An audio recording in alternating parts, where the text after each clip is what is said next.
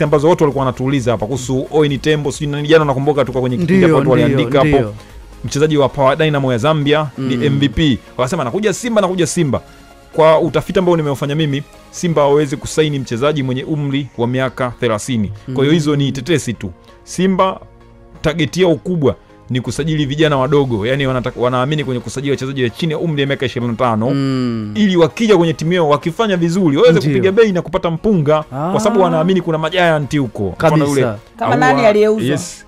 Wamesha kumuuza, ndio maana Fabrice nani ule Mkongo ule Mixon yule Mkongo anaitwa nani ule Mkongo ule ambaye beki ule Henoki wamesha kupiga bei. Kwa hiyo Simba Chama wamesha kumuuza Berkane, hawawezi kusaini mchezaji mwenye umri wa miaka 30 wakati wa kimataifa. Wanapenda kusajili vijana wadogo. Kwa hiyo hii issue ya Owen Tembo nyota wa Power Dynamo ni tetesi tu kama zilivyo, lakini Fabrice Luamba Ngoma ndio story kuu. Bwana anasema inatosha Msimbazi.